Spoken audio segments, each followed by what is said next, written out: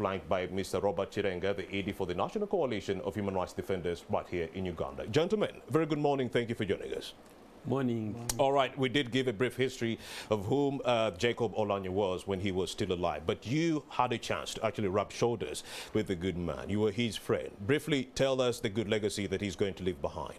Oh, of course, we are all saddened that we have lost a gentleman. Indeed. Not the usual gentleman in this country, but a very brilliant son of Uganda. Indeed. And I think all of us, we shall miss him. Indeed. This is a person who really put his heart into his profession, the legal profession. Indeed. And he became so good. When I met him first time in 2001, when he became member of parliament, me, I was running for the second term. So, of course, we had been steered by the late of James Wakapaburo. Yes. And then he came in. And lucky enough, when we came in, we had the usual induction course, which normally takes about 2 weeks, 1 to 2 weeks, to take the members through all the rituals on parliament, rules of procedure, and the constitution, and the decorum of parliament, the etiquette. So we were taken through by the late James Wakapaburo. But from that type of induction, yes, Nathan, that's when I saw the late Jacob Oulanyah excelling. And I have always liked to associate with people who were very intelligent, so they can add value to me. Him and Ben Watcher. So back in the day, you were an NRM cadre, rubbing shoulders with this independent who was part of the UPC. It was one, yes, but that time all of us were all. It was all inclusive. I see. Individual merit. Individual merit. So he came in and he took us through, and especially when we came to the rules, the man grasped so very fast, more than us who were there before. Yes. And I admired him. And lucky enough, I shared a name with his late father, I think. Yes. Called him Nathan. Nathan. So he used to call me my father, Nathan. Yes. Not Nathan, Nathan.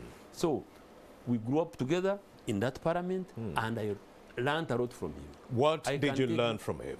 He's a person who never had the feeling of they, she or he, but he had the feeling of we Ugandans.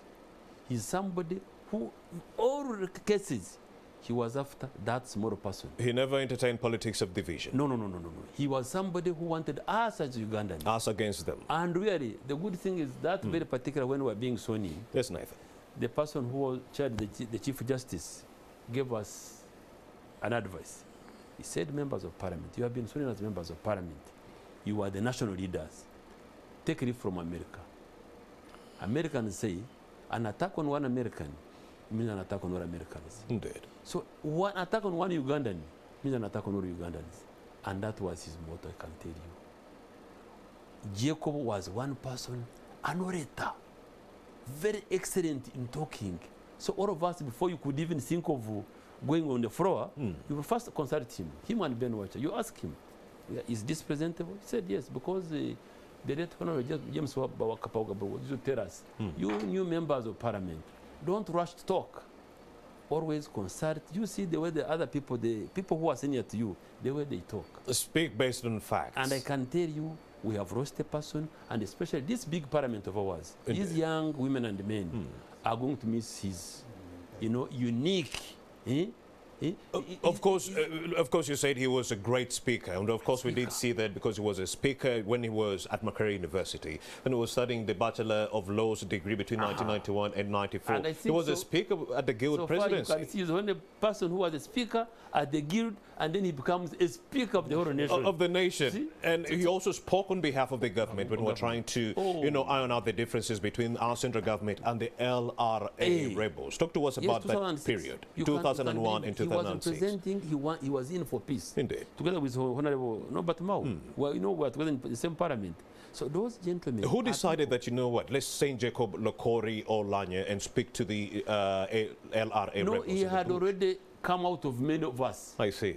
Royal saw that he was above the bar. It was self-explanatory. As you see it and you talk in a community, you run each other, but you can say, this person is better than me. He can do this job better. And indeed, he had to do what? He had to come out, vehemently to talk about peace for the whole nation. He's not somebody who talk about individual for constituency. No, Jacob was a man of the people, all for us.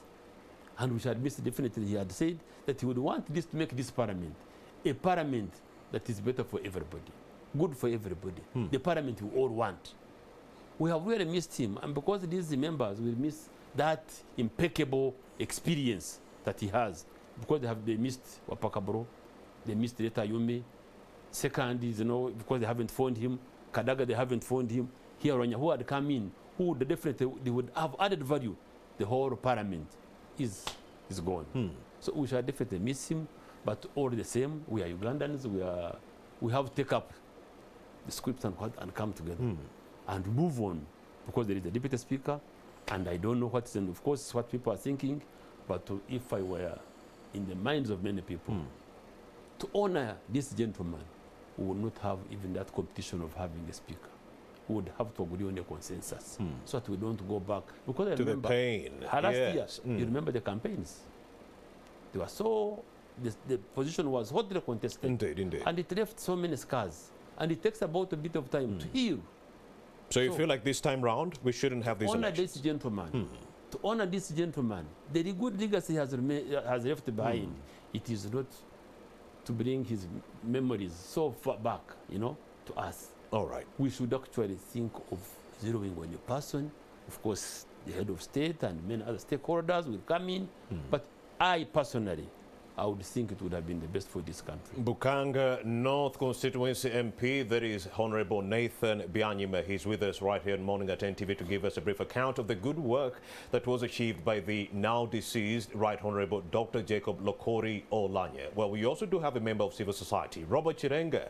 He is the ED for the National Coalition of Human Rights Defenders in Uganda here. Before the demise of the good Speaker of Parliament, there was talk that the NGO should stay away from politics. And as of August of last year, 54 of these NGOs were actually shut down, many of whom were actually accused of focusing on the spheres of governance and also accountability. Others were poking their noses or eyes in issues that actually did not concern them, according to the central government. So what was the human rights record of the now deceased Speaker of Parliament, Jacob Oulanyah? How will the civil society, NGOs remember him? We do have Robert Chirenga representing all of them right here on this show. Very good morning, Jacob. Good morning. Yes, the most important question, how will the civil society remember the Right Honourable Dr. Oulanyah Jacob? I think, Honourable, first of all, I want to pass on my condolences not only to Parliament, but to the family and the entire nation. Indeed. I really believe we've lost a pillar. Honorable Jacob Oulanyah, may his soul rest in peace, was a warrior. We as civil society, of course, mourn with the rest of the world. And we're looking forward to engaging with him. Unlike Honorable Byanyima, some of us did not have that privilege to directly interact with him, especially from that track record he's talking about in Parliament. But we've been reading history and we've been watching him. You know that that gentleman was a great orator. Indeed. And without any shadow of doubt, was a human rights defender. First of all, he was very accommodative and could engage anybody. So as civil society, we will miss him because we hoped we would engage him on the current challenges we are facing with regard to civic space, because he had this voice to also challenge us.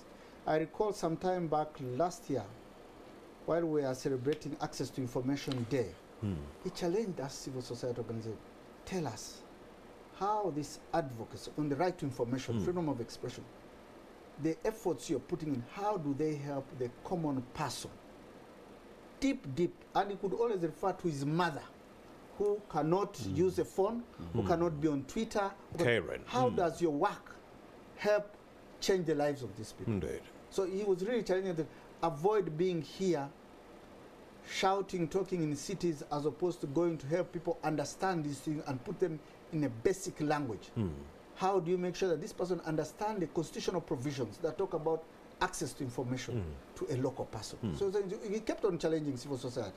So we shall definitely miss him, and we're looking forward to engaging him on these challenges we are facing, on the restrictive legal framework in terms of allowing civil society to be able to do our work, and then we see how we could move the country forward. Well, when the good Speaker of Parliament, Jacob Oulanyah, was in Seattle grappling, and fighting for his life, Anita Among back here at home was saying that and warning NGOs to stay away from politics and saying, you know what, you come here and you say you want to work on charity work, but when you get into Uganda, you're engaging into politics. When do NGOs or civil society, when should they actually draw a line between, you know, working for the people and staying away from politics? Can we draw a line there? I respect, with due respect, I'm not sure the context in which Honorable Anita Mong made this statement. But what I want to inform you and the rest of our listeners out there is that human rights defenders or civil society organizations derive their legitimacy from Article 38 of the Constitution. All right. That clearly states that every citizen has a right to participate in the governance affairs of his or her country through either our elected representatives, like the Honorable Byanyima, or civic organizations. Indeed. So it's an obligation, a constitutional obligation imposed on us. Maybe what we need to know is that the NGO Act of 2016, as amended, clearly imposes us an obligation, special obligation, not to be partisan. That as civil society organization, you will not be seen campaigning for a candidate like Honorable Byanyima or campaigning for a political organization. But in terms of politics, there is no way you can separate the work of civil society with politics. But because what is politics? It's about management of society. Who gets what, when, and how. So in terms of decision making, we have a role we have to play. But we can't be seen to be partisan, trying to sponsor candidate A, candidate B, or organization NRM, or FDC, or NOP. That's what the law is clear. Yeah, but in terms of participation, in terms of a political affair, we can't participate, because politics is about who gets what, when, and how. Do you believe there's going to be a very, very huge void left behind with the demise or death of the Right Honorable Dr. Jacob Oulanyah when it comes to putting in place policies that go a long way in fighting human rights violations and so forth, or even creating a conducive environment for you as NGOs to operate? Do you feel that there's going to be a huge hole, a huge void now that he's gone? That's someone true, who cared. But I think we have other Oulanyahs in that parliament. Yes. Do we? Yes, they are there. If you give them an opportunity, as he said, and it would be very good, really, I agree with his submission, that they need to sit down and come up, because they all understand who Honorable Oulanyah was. They all know how, you know how would put them to task. When you take a stand and you're going to submit, would clearly ask you, under what rule are you bringing this matter? And you would always challenge legislators to do research before you take the floor. So I think many have learned from him. He's a senior member of parliament. They will be able, hope, to come up and say, let's get a person who fits in the shoes of the Right Honorable. Indeed. May his soul rest in time. And of course, we do have a friend of his, Honorable Nathan Byanyima. Let's talk about the human rights record of the now deceased former Speaker of Parliament, Jacob Oulanyah. What was his record on human rights, from your perspective? It was all well known to us, everybody, because as I told you earlier, he was a person who would ask, whatever you are doing, what does this end user, the common man down, what would he get? Like this demonstration and what have you, he was of a different caliber. The common man was somehow benefiting from the good work the NGOs that were executing. The poor common man on the ground. But then government came out with a directive to shut down 54 NGOs as of last year, meaning that common mother within the rural areas did not receive that kind of help that would have come through if these NGOs were operating. What would you think would have been the thoughts of Jacob Oulanyah on the pushback of the shrinking civic space within this country? Do you think he would have been happy with the way things are being run? Because he's a person. You know, this is civil society. They have been complementing government efforts. Indeed. Where the government is not doing work, these people normally come feeling. There could be some few cases that could have spoiled the whole thing. Otherwise, definitely, this civil society, some of us are proud of them for the work they have done. People don't want to thank people, don't want to accept that civil society in Uganda, unless there could be a few cases, but they have done a good job. And I'm sure my late good friend, Jacob, was in the forefront to ensure that these civil society people operate in a good environment, which has been created by this government, and continue to do work without being disturbed or really shown, because the Constitution allows them, and they have been following it. If there are few people, of course they could be brought to book, but you don't shut them down. You know what it means. We lose a lot. Because they are using this money they are using, it is taxpayers' money from out Tell me where our taxpayers' money, where has it gone to help people? We must appreciate. These people get some funding, little funding from outside. Those are the taxpayers, people of Britain, Germany, Italy, and they send the money here to come and serve the people. World Vision and many others. What haven't we seen really in Uganda? Indeed. So we must accept that these people have had. If there could be mistakes, they could be corrected, but you don't shut them. I don't think I agree with that one. And I'm sure Oulanyah was not of that view. He wouldn't. He was a man of the people. And definitely, you know, a captain who did not want any prayer to mess up anywhere. Indeed. To be guided. So we shall miss him definitely. You know, I'm one person that you don't need to convince on the good traits that Jacob Oulanyah did actually have. I'm telling you, and I'm going to give you a brief account as to why my views are skewed in that direction.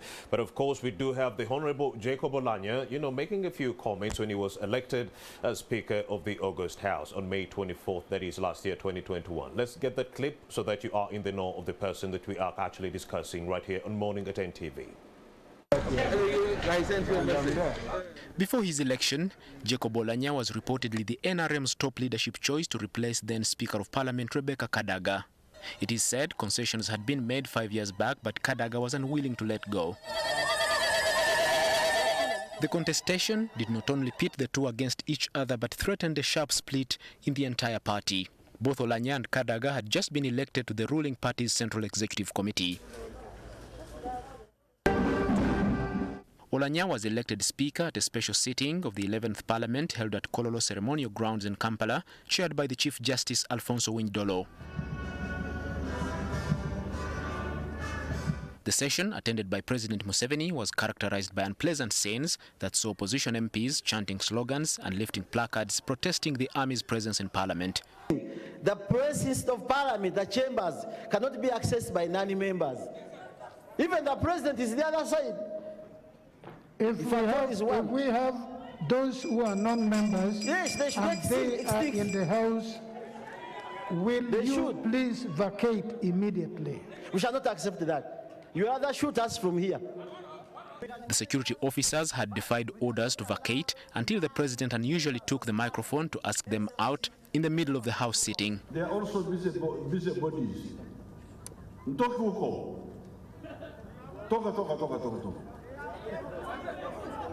Okay, so, Your Lordship, I don't want to interfere in your work, but I want to report that people are spreading corona.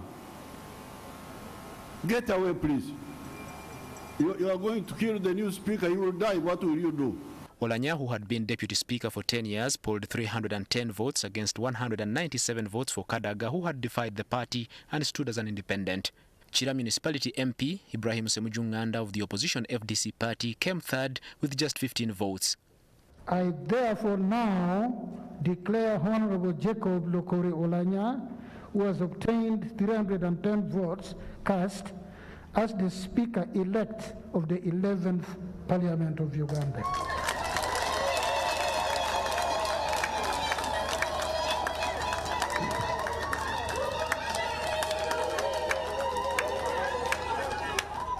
And the big moment for the elected speaker had come. I, Jacob Lokori Oulanyah, swear in the name of the Almighty God that I will at all times well and truly serve the Republic of Uganda in the office of the Speaker, and that I will support and uphold the Constitution of the Republic of Uganda as by law established. So help me God.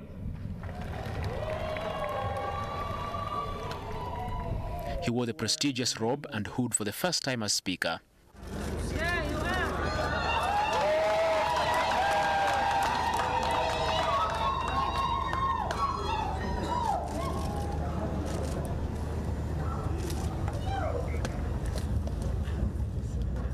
I thank God Almighty for His grace and the gift of life that has enabled me to witness this day. I can only say that I feel greatly humbled to be called your Speaker. Oulanyah would then chair a sitting to elect the Deputy Speaker, which saw Bukedea woman MP Anita Among emerge victorious. I therefore declare the Honorable among Anita, duly elected Deputy Speaker of Parliament. So help me God. The Speaker and his deputy knew they had inherited a divided institution, and it was time to bury the hatchet. Build the bridges, mend the relationship, and rebuild friendship, and replace despair with hope. I pledge to provide leadership through this and walk the talk. They actually say, Ribe ayeteo. We are stronger together. Now, not so long after winning, he is gone. His dreams and aspirations cut short. Oulanyah was the country's 10th speaker since independence and the 6th under the NRM-NRA government after Yoweri Museveni, who was chairman of the National Resistance Council between 1986 and 1996. Though his deputy, Moses Chigongo, would chair the council meetings on his behalf, James Wapakabulo was speaker between 1996 to 1998. Francis Ayume led parliament from 1998 to 2001, Edward Sekandi from 2001 to 2011, and Rebecca Kadaga from 2011 to 2021. Post-independent speakers before Museveni's government are John Bowes Griffin, the National Assembly Speaker from 1962 to 1963, Narendra Patel, who chaired the National Assembly between 1963 and 1971, Edward Rugumayo, who chaired the National Consultative Council after the infamous no-parliament regime of 1971 to 1979. Rugumayo was Speaker between 1979 and 1980. Francis Butagira was the last National Assembly Speaker between December 1980 and July 1985 before Museveni's National Resistance Army took power. Oulanyah's death freezes parliamentary business until he is replaced. There is no automatic promotion for the Deputy Speaker. An election must be held. Article 82(4) of the Constitution states that no business shall be transacted in Parliament other than an election to the office of Speaker at any time that office is vacant. Deputy Speaker Anita Mong has previously publicly stated that she will be the next Speaker after 10 years of Jacob Oulanyah. And we must take this country up to where we want it to be. I have my 10 years as a deputy and 10 as a speaker. If she resigns to vie for speakership, another election has to be held for a new deputy speaker. Edward Muhumza, NTV. 10 months after he was sworn in on May 24th last year, the now deceased, retired, that is Right Honorable Dr. Jacob Oulanyah is no longer with us. That is how somber the mood is right here in Uganda. We got the news yesterday. As of now, people are still in that somber mood. But right here in Morning at NTV, we'd like to celebrate the achievements that Oulanyah did actually garner over the last couple of decades when he was actually in active service. Right here on Morning at NTV. As you did see what transpired during those elections, that's actually why, or a background as to why Honorable Nathan Byanyima is telling us he doesn't want to see elections taking center stage, to do away with the opening of those wounds that took center stage during 2021 last year when Oulanyah was actually taking on his former boss, Kadaga, and also the other opposition leaders like Semuju, who had actually put up a fight against him.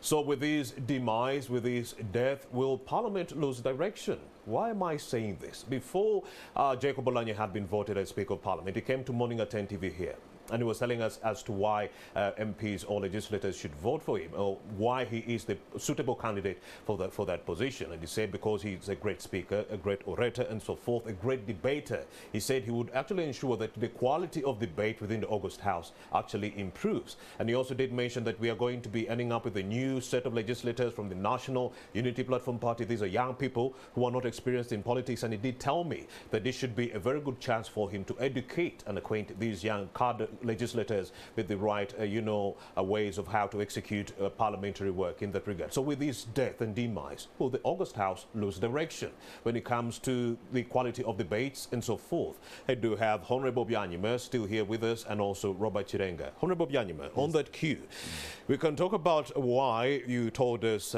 we shouldn't be having elections, but of course the Constitution is clear. We should be having elections. So that was wishful thinking in your regard. But then we can also talk about whether or not the August House shall lose a sense of direction now that the great steerer of the same is now gone, Jacob Oulanyah. Indeed, it is my wishful thinking, but that's what I would do, I for one. But of course, I am a Democrat, and therefore, Mr. people are free to contest.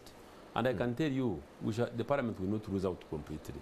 Of course, we shall have missed one of our own, one icon of peace, you know, a great leader, really, was a good speaker, but who had stayed at the House, some good level, having been a deputy speaker for 10 years. He had achieved a wealth of experience. Yes. That's why I was saying an impeccable experience, and of course having inherited it from James Wapakaburo. Yes. Another legend. Late Ayume, Francis Ayume, Edward II, Indeed. Rebecca Kadaga. So he was very well suited for the job. Now, my viewers right here on Morning at NTV would like to know how the North is going to be remembering the good man, Jacob Oulanyah. And of course, right here on Morning at NTV, we do have the Prime Minister of the Gulu Chiefdom, who is joining us courtesy of our reporter, Juma Kiria, to talk about the good life. Oh, that is my good man, Jackson Onyango, who is going to be talking to the Gulu Prime Minister to talk about the good life of the now deceased Speaker of Parliament, Jacob Oulanyah. Jackson Onyango, a very good morning. What should we expect during your interview with the Gulu Prime Minister? The Right Honourable Speaker of Parliament, who passed on yesterday, hailed from. This is the actually sub-region. And of course, as the country continues with the mourning of this gallant son of the soil, we know that he had made a mark at the national level as a politician, as a distinguished lawyer, and of course a peace negotiator through all that time. And at a national level, it could have been known for all those reasons that I've stated, but we are here at the ground to specifically learn of some of those things that maybe the public may not be knowing, what he could have done for the region and how he will be missed. I'm joined by the Prime Minister of the actually cultural institution. Very good morning. Good morning. Yes, how are you? It is a sad day, and of course, the country still mourns the sudden death of the Right Honourable Speaker, and who had made a mark at the national level. Maybe from the actually, what does this demise mean to the actual people? It's a big loss to the actually people. It comes on the backdrop of some very significant losses that we have had in the recent past. You remember we recently lost the deputy IGP. Now we are losing the speaker. So the people are left bewildered, shocked, and in anguish to the point that they wonder how all this is happening to them. I think, yeah, it's a significant loss, and as you said, Jacob Oulanyah was a man of great stature, even to us here. He was a man who was so rooted in his tradition. He was one of our best traditionalists. We knew him. He supported us in very many ways. He supported so many activities in Acholi, for instance. Supported the Acholi Cultural Festival. He was always there in person, regardless of his busy schedules. He supported the Acholi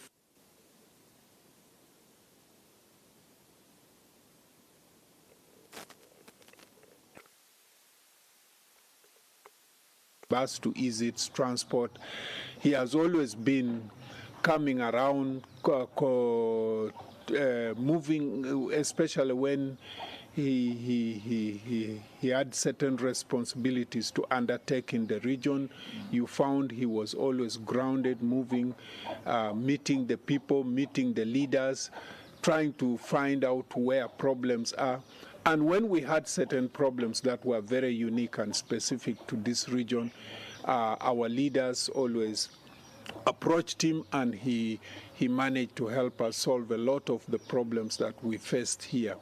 Very recently was very instrumental on issues around environment, especially the issues around the cutting of trees, the shea nut, the Afuzella africanus, and he really advocated for stronger measures against environmental destruction.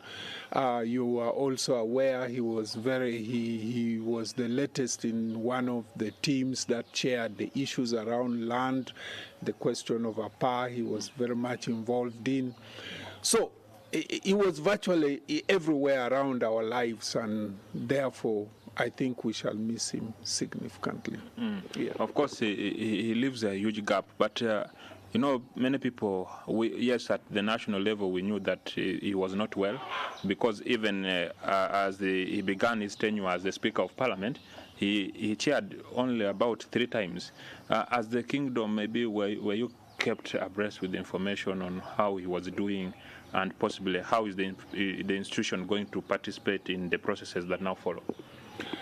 Well, it was very unusual that he was not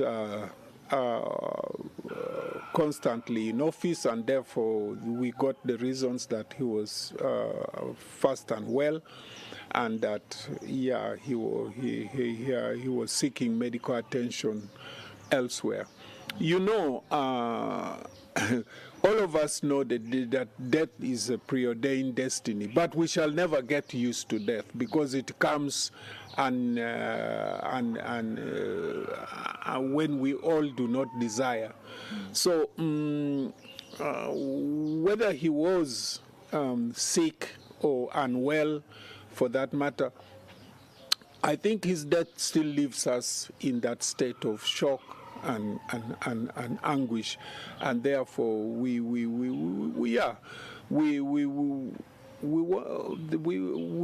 urge our people to stay calm, though, and yeah, they have always been resilient in the face of so many adversities that have affected them, and we believe they should be able to overcome some of the anguish that they are going through at this very moment. Yeah. Calling on people, of course, to be calm is a very good message. But as a cultural institution, we know that there is a national team that is organizing for the, all the burial processes. And you say that he supported the cultural institution here, really. He put in a lot. Are you also engaged at that level? And because, there must be traditional customs that maybe sometimes come up. Right now, he came from the chiefdom of Porang. And today, the chiefdom of Porang has called for a meeting, and that is one of the affiliated chiefdoms to Kekwar, actually.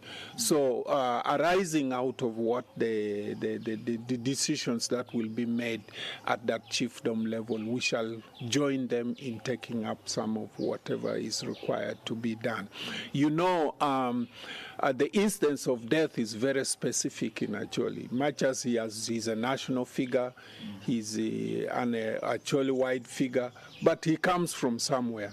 He has an origin somewhere, and we must respect his origin and what they determine, and give them the chance to take lead in some of these things. So the chiefdom of Porang, I'm aware, I've heard the chief of Porang has called a meeting for today with his prime minister. So I believe we shall get guidance from them upon what we as the cultural institution shall be able to take. But for us ourselves, we shall also be following up this matter very closely to ensure that the Right Honorable Jacob Oulanyah gets a decent burial. Okay. Yeah. Thank you very much for speaking to us. And of course, we pray that all will go on well. The families that have lost this gallant son of the soil, the country, the nation at large. And as we have heard from the Prime Minister of the Acholi Cultural Institution, Oulanyah was not only a national figure, but he was a son who hailed from Acholi here, where he did a lot for the sub-region. Romeo, back to you. Did a lot for the sub-region would be an understatement. He did immensely great work for this northern region. Thank you so much, Jackson Onyango, for that report. We shall actually get back to you to get more updates on the same, especially pertaining to how the beautiful people within the northern region feel about the demise of their son. That is the Right Honorable Dr. Jacob Oulanyah. You might be asking yourself, why am I calling him doctor? Well, he was awarded a honorary doctorate of divinity by Zoe Life Theological College of USA. That is around 2019, that is 2019, around the 13th. Yes, that's why he's being called doctor. Well, Let's talk about what happened within northern Uganda. The northern vote, Honorable Byanyima, we are getting word that maybe that a northern vote might be thrown into jeopardy now that Jacob Oulanyah is long gone. He was the biggest orchestrator of the same, bringing the northerners to the NRM fold. You do know how hostile the northern region was to President Yoweri Museveni because of the LRA war and so forth. President Museveni didn't clinch any of these seats during the LRA insurgency and even after that. And still we saw, you know, Jacob Oulanyah go in there to woo some of the voters within this area. And of course, we did see the northern area fall to the NRM. And surprisingly, Buganda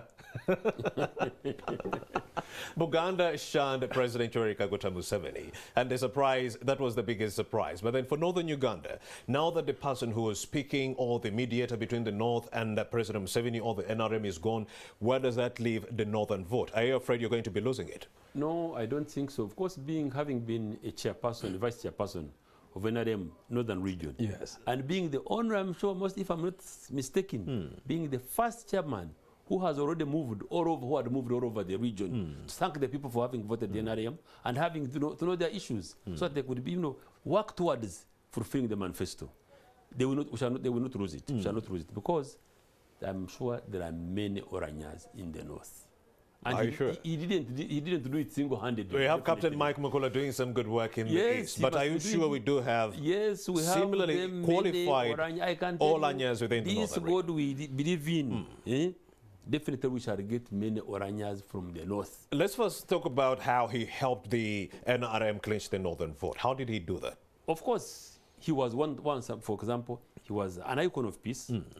He participated very seriously, effectively in the Joseph Kony with the government of Uganda, together with Mao and many others, definitely. I know most members of parliament participated. But is that the reason why he lost re-election in 2006? No, it became the party issue because he had a UPC ticket. Yes. And now this has NRM came in. And he's working with the government. But you remember he was very flexible. Did that affect the re-election in 2006? He was a chairperson of Ugandan parliamentary when we were amending the constitution. I see. The term limits, he was. And he delivered a good report. There's no question about it. For him, he believed in the principle. Indeed. What do people want in his committee? And he had it. He delivered a good report. So it was up to us, the members of parliament, to make a decision, not the chairperson of the committee. No, for him, he had done his job with the committee and he delivered. So I can imagine, yes, we won a lot of support in the northern region. He never did it single-handedly. There are quite a number of members of parliament who participated with him. There are especially local leaders. Even I'm sure the cultural leaders, but somewhere, they must have been supporting definitely the move. What did they want? Peace. These people, I'm sure, have suffered for so long. Some of us who are older than you people, these people suffered for so long. Indeed. That's why I feel that we should have everything that can take place giving to the North people. They suffered, left their homes.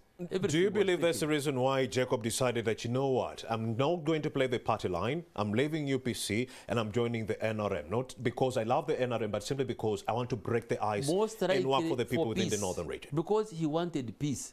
And the fact that, of course, he didn't do it for only the north. Oulanyah has been a man for this country. Do you know where I come from? I come from Bukanga, near Tanzania. Indeed. This man has been there before. He came and contributed massively to RAB for a girls' school. Oulanyah is a special person who has all the traits of a good leader. But I can tell you, we shall have many other people and we shall not lose it. Because the party is not sleeping.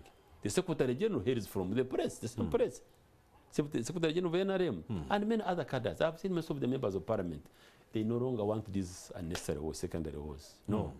They want development. The only thing they want is to see roads done, schools well built, and health services. But why has it been so hard for this country to end up with so many of these Jacob Oulanyahs? It's been so hard for us.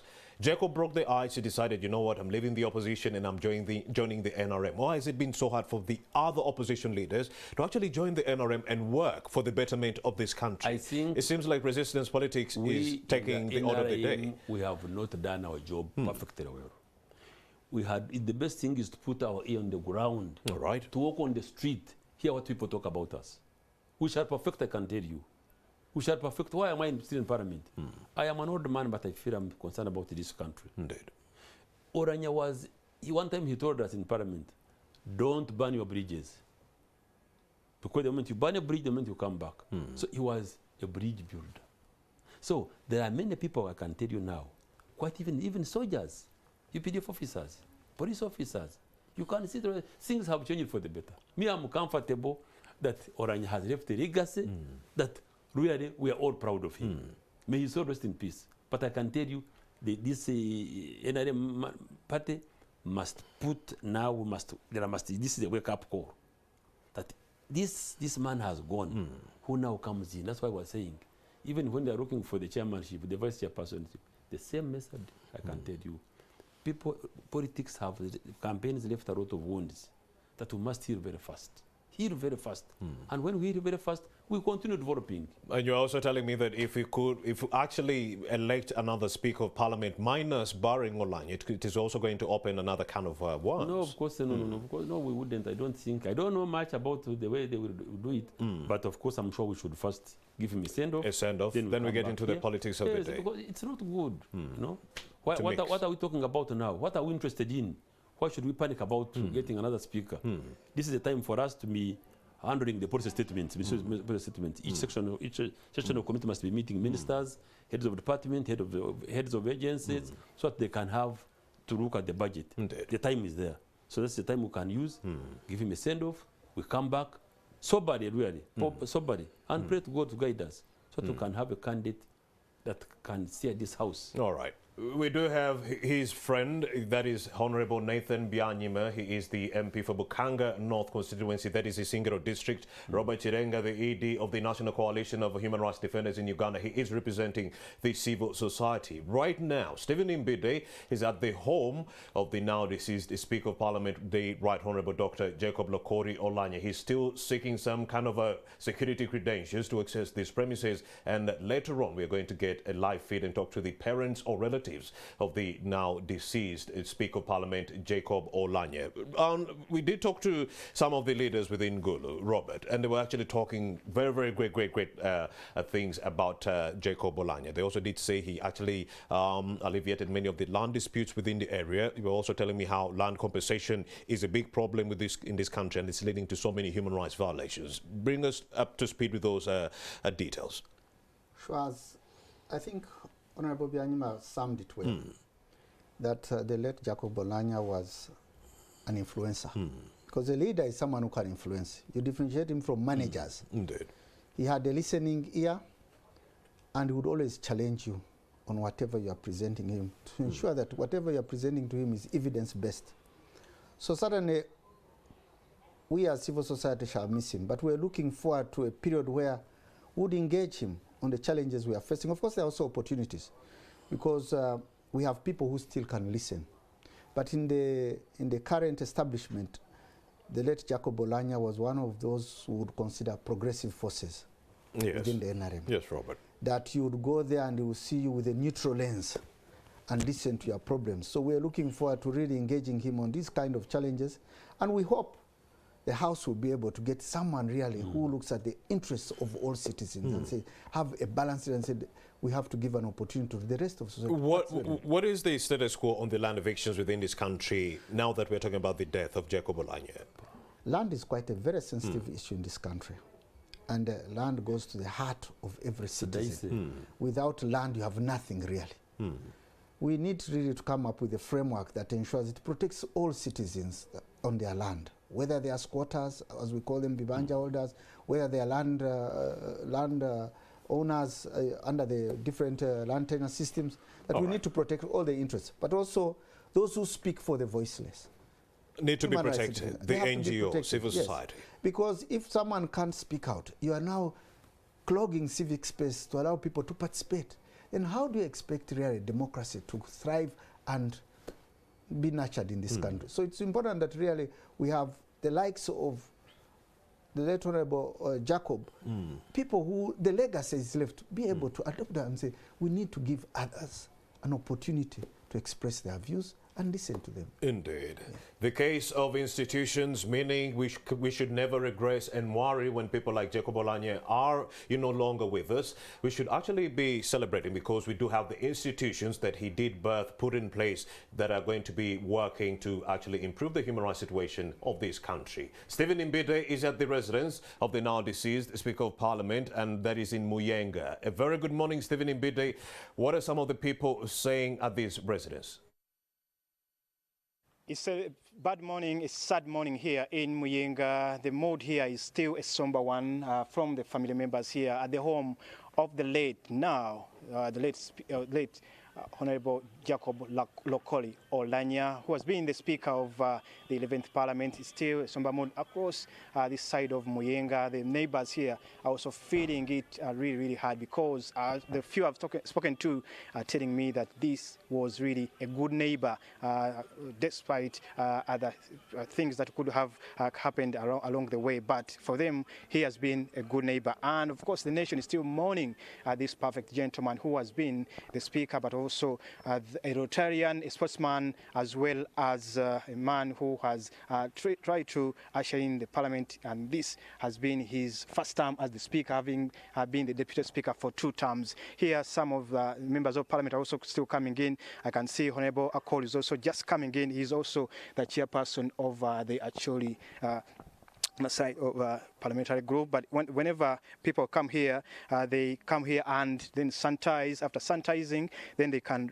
write in the condolence book here, which is already here at the center of the compound. The fireplace is also down there. It has been here from last night. People have been converging in this compound. I can see some parliamentary staff are also seated there. I can see Rani Ismail is also part of the team who are ushering in the members of Parliament as they come in here together with, he's seated also with the son of the late Jacob Oulanyah there. I can see also a staff from A+ services also seated next to Rani Ismail. They are trying to organize together with Parliament and government of Uganda. They are trying to see that, yes, they really planned for the burial arrangements, and of course, beginning with the return of the body from USA, which is still there in Seattle, the capital of Washington. But let me still speak to the members of Parliament because he has been a member of Parliament. He has been their Speaker. He has been a perfect gentleman. Yesterday we spoke to Honorable Anthony Akol there.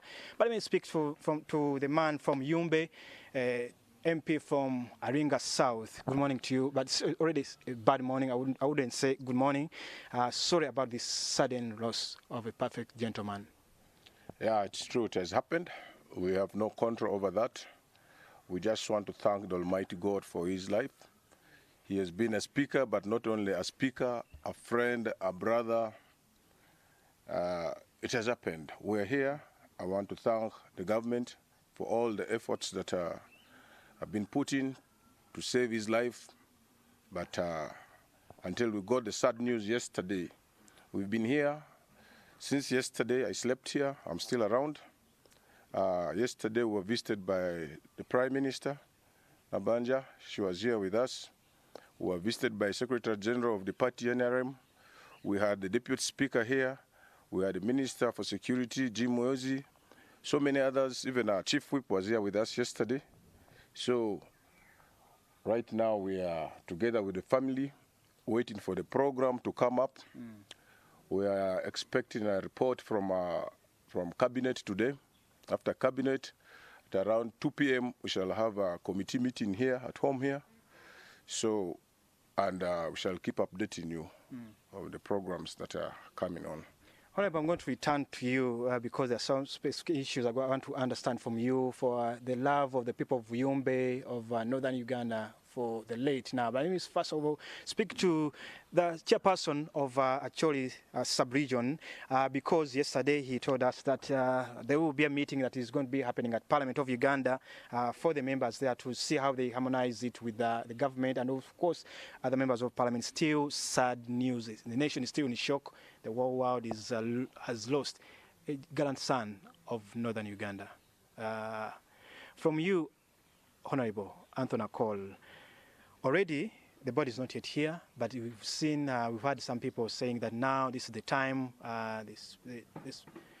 the position of the Speaker should come back to I've seen some people from some corridors trying already to campaign even before we go for the barrier. Yes, I know the law doesn't have any corners. It's still straight that you have a speaker before any other sitting of the parliament. But the issue that we're still mourning, and now that some people are already beginning to campaign, how does it go with you, the people of northern Uganda? Well, first and foremost, it is a very sad moment in Uganda. A sad moment in our region, Chole sub-region and northern Uganda. It is not easy at all. In this government of President Museveni, this is the first person that went up to that level of being number 3 in the country. It was on the 15th of February that I talked to Right Honorable Jacob. I got a call from the Deputy Speaker that he wanted to speak to me and Honorable Mapenduzi. And as he likes, joking, you recall that at one point I was called a game meat eater. So that's how he calls me always. So he was laughing and said, "How are you with the game meat?" We laughed. I told him, "I am talking to a dead person." In our culture, we have something called karitwana. It is made from the ash to cook as a catalyzer when you are cooking food. And in our culture, when you talk to somebody that's assumed to be dead, you go and lick. As I told him, I'm going to go and lick the karitwana because I'm talking to somebody who is dead, and he laughed. I got excited and very happy. I even went over radio, Mega FM in Gulu, to tell people that we are happy, all is well, Jacob will be back. It is unfortunate that on Friday, around midday, coming to around 1, my phone was off. When I put my phone on, I got that the Deputy Speaker was really looking for me, and Honorable Mapenduzi. So we rushed through the jump of Kampala. We reached her home about 3. I found her in a very sore state. She was crying the whole night. The information was that Jacob was not doing well in the hospital. And it was like doctors really losing hope. So we really tried to counsel her. We stayed with her until around 10 p.m. That's when we made a decision after consultation here and there that the Deputy Speaker, the Minister of Health, the Chief Justice, Honorable Norbert Mao, and the brother of Jacob should go to USA. And that night I had a flight to Nairobi because we were going on mental health benchmarking. So I traveled until Friday when I got a call from the Deputy Speaker that I must travel back home. Things look like it's not going to be good. It is unfortunate that yesterday we got the sad news that we've lost him. In Jacob, you have a passion of, humanity. A passion who is like a father. A passion who is straightforward. You will recall that in northern Uganda, President Museveni has never been getting votes. It is the first time that President Museveni won is in most of the areas of northern Uganda. Not that people wanted to vote President Museveni. People were voting Jacob. In him is a passion you can trust. Because what he will tell you in the morning is what will tell you midday. And so the people voted him not because he was a political organization, but because of the person. People voted a passion of Jacob. And I tell you, we've lost a passion that people trusted in northern Uganda. What does that tell about politicians and their ways of life? If some people can trust you as Anthony Cole and then not your party, what does it tell about politicians? In politics, people can buy your vision and people can buy you, or they can buy the party you belong to. In Jacob, people trusted him as the son of northern Uganda who will speak the truth and will stand by the truth. I am saying that government has a big debt to pay to the people of northern Uganda. He left a will. And the will is that he's been talking about poverty will go if people vote President Museveni. The government now has to pay back to the people of northern Uganda. We are ranked the poorest in the country. the poorest in the country. And that is the area that Jacob was the vice chairman of NRM. And he had a lot of hope. I am not happy. I'm very frustrated with the people who started campaign. Before Jacob died last Friday, people were already consulting, campaigning. And that is witchcraft in Africa. I'm sorry to tell you that, but it is, people must be humble. You must know that we are all going to die. For those who are celebrating his death, we have forgiven them. Even those who are demonstrating outside his hospital bed when he was sick, we have forgiven them. Those who were at the Seattle hospital outside? Yes, we want to say that let the death of Jacob Oulanyah, the Right Honorable Speaker of the Republic of Uganda, unite Ugandans. Talking about unity, we know that Parliament of late has been divided across, yes, I know people went there from different political organizations, but the speech on the floor of Parliament has been not that one of a harmonious way. Now that, yes, the death has united the opposition and the ruling NRM, what should be the lesson from here? What should members of Parliament learn from this experience about death, but also about the person and harmonious, the way they conduct the business, the relationship in Parliament from across the political divide? Yesterday when I was making my speech here, I told people that I read a lot of books. One of the books that I like most, Who Will Cry When You Die, by Robin Sharma. It tells you that when you are born, on the day when you are born, you will cry when people are laughing. You must live your life in this world to the extent that the day when you die, people will cry for you as you laugh. It teaches you about being humble, humanity, and respect for human beings. We have people who have been behaving as if they are going to be immortal in this world. The death of Jacob should teach us one thing: humanity. Will you as and Jacob was always preaching unity among people. One of his quotes that I will never forget, he will tell you that the rivers that divides us, the tribe that divides us, is not bigger than the blood that unites us. He has made that statement several times on the floor of Parliament of Uganda. And I think if Ugandans can pick from that, we will leave the tribalism, we will leave the political divides that we come from, the religious divisions that we have among us, and we'll live together as Ugandans. I want to go back to studio because of time, but one last crucial issue is you are the chairperson of the Acholi parliamentary group where the late has been part of. Will you also try to seek, have someone from that side to stand on the position of the speaker? If anything, as a Acholi parliamentary group, we have a meeting today, this morning. We'll come out with our position. But as a chair, what I can say is simple. The deputy speaker has shown leadership. In this time when Jacob was sick, if Ugandans matters about the unity of Parliament of Uganda, I think we should give the Parliament to the deputy speaker. If you ask me as a Acholi sub-region, we have the pain. Of northern Uganda, we have the pain. When we lost Colonel Luchora, we lost General Oketa, we lost General Lucas. They were never replaced from people from northern Uganda. We think we would want to request that one of us from northern Uganda should be the deputy speaker of Parliament of Uganda. That's my view. But the view of the Acholi parliamentary group will come after the meeting. Thank you so much. That's very clear. Thank you so much, Honorable.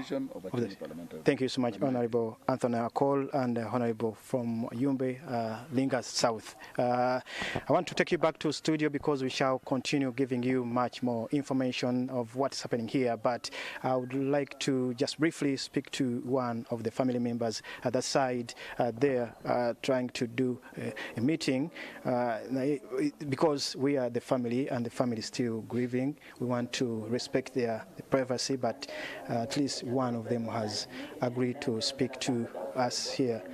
Just in 1 or 2 minutes, I request to speak to the family members here because they have lost one of their own. Of course, they are still crying. The nation is still grieving, and there is a somber mood here in Muyenga at the home of the late Right Honorable Jacob Oulanyah. It's a sad moment. It's sad, too bad, so bad. Sorry, how would you remember the late Oulanyah as a family? As a family, we have no word to say because this is a moment that we have failed to know what to say. Because he has been a very good man, very social, a uniting body, a figure that we shall never forget what he has done. He was showing us how to live as a family, how to live in a diverse society. At this trying moment, what would you tell other family members who are watching us here live on NTV, but not only in Omolo, in Gulu, in Muyenga, but across the country, across the members of the family who are even, some of them are even still out of the country. What would you tell them just to strengthen them? Yeah. He's a Christian. He was a Christian, a devoted Christian. And we have to let him go in peace. We have to pray for him to be with the Lord. And all of us as a family, we should stand together in prayers to comfort each other, to make God himself put his arm around us all. Because on our own we can't. But with God's power, it will be possible. It is his will. We had nothing could do. If it was in our power, we would not have let him to go very soon. We know he went too soon. But what God has done, no human being can undo it. So let God's will be done. It is a cup that the Lord Jesus Christ himself said if it was his will, he would have avoided drinking from that cup. But we have to drink it as God has allowed it. And he will take over where we cannot do anything. And I would tell everybody at home, let us stay together as a family and mourn our dear brother, our son, our uncles, our everything, so that his soul may rest in peace. That is where all of us will be going. And we'll tell the nation that stand with us as a family, because this is the only way that we can see our Heavenly Father. May his soul rest in peace. Just want to know your name and how you were related to the late. Yeah. My name is Margaret Ekel. He's an uncle to me. I know I have to get back to studio, but just in last 1 minute, I want to speak also to this lady here. I found her wailing, also almost lost for words. Sorry about what happened to this family, but also to the nation. It is hard for me to speak. I'm Jacob's sister. I can't say anything. Okay, just your word of encouragement and strength, giving strength to the family members. We just have to be strong. He was a God-fearing person, so we should just remain united as family, so that we take him to his resting place. Nothing much I can say. So sorry, the sister there to the late Right Honorable Speaker, who has been the Speaker, Jacob Oulanyah. It's a somber mood here. We have to leave the family at least to mourn this very hard moment. Stephen Imbide, on FFSO Chibuga, now have to hand you to a short commercial break, and then Mwasuze Mutia will be coming on, and of course the rest of the quieter programming. But keep it here. We shall be giving you much more details of what's happening until Jacob Oulanyah goes to his final resting place. May his soul rest in eternal peace.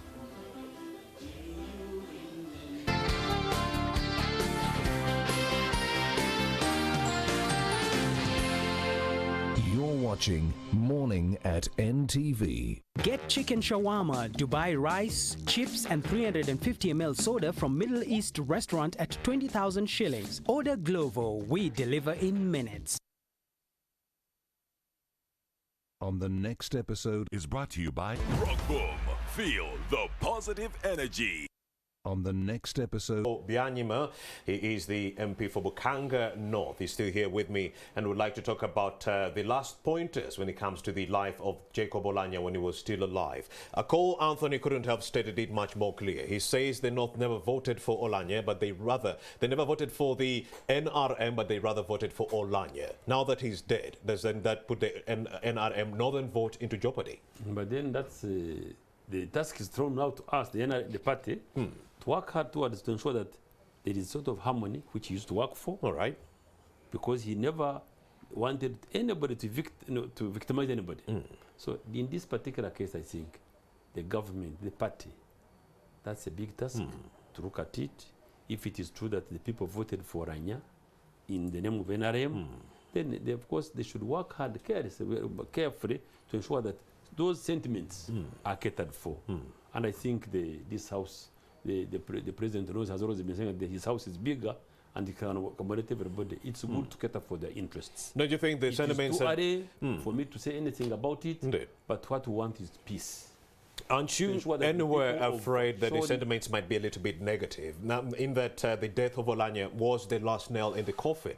When the deputy IGP died, may his soul rest in eternal peace. Yes, they had anticipated that replacement would be someone from the north. That did not happen. When the permanent secretaries were being, chosen by the president, they did not see anyone from the northern region, and they also complained. So the death of Oulanyah seems to have been the last nail in the coffin. Don't you think if a person that replaces Oulanyah is not from the north, you're going to have problems with the legislators and the people from the northern region? No, I don't think so. I wouldn't want to go into that now. Because the news, the demise of Oulanyah is still fresh, so fresh, that I would not want to see anybody indulging in those trivialities, trivial things. That's fair enough. The issue is, how do we give him a send-off? Indeed. Then the rest we shall see somebody really and see what can be done. All right. We should not think of really now, talk about who replaces Oulanyah and which it should go to the north or whatever. No. Of course, it should go on merit. A competent person. Competent person. Is a good steward. Thank you so much for that, Honorable Oulanyah. And to you, Robert Chirenga, let's give you 2 minutes to actually wrap up. How best can the opposition work with the central government to ensure that we iron out many of the differences that we are seeing right here in this country, so that the shrinking civic space is also worked on and the NGOs are actually doing their good work without any opposition coming through? How best can the government work with the civil society or NGOs, not the opposition? Sure. Thank you, Remy. I think we all agree that the late Jacob Oulanyah has left a legacy and was going to build an institution. I want us to also differentiate between individuals and institutions. What we should be emphasizing, and I really want to appeal to the appointing authority, the executive, appoint people who are competent, who can fit in such shoes in terms of having strong institutions. We want to see institutions like the Uganda Land Commission very strengthened, that land matters are really settled amicably and in a very professional manner. We want to see institutions like the Uganda Human Rights Commission is fully constituted and they really carry out their mandate. We want to see our foreign missions in embassies are led by competent diplomats, not people you pick from anywhere and the image of the country is tarnished, they can't handle diplomatic matters. Let's look at strengthening institutions that will outlive even these personalities. That's what the country needs in terms of public service delivery. We need competent institutions that can deliver. Now, to have competent institutions that can deliver on their mandate requires competent persons, not whether someone's from the east, north, west, south. It shouldn't be tribal, but based on competency. And make sure that each region is equally represented. And of but course, represented in a competent manner. Robert Chirenga alludes to the fact that, yes, Mr. Jacob Oulanyah was a great man and he cared for many of the issues that we are talking about right now, human rights violations and so forth, accountability. But then when such a good man dies, what happens? That's when we need institutions to continue working even when Mr. Oulanyah is long gone.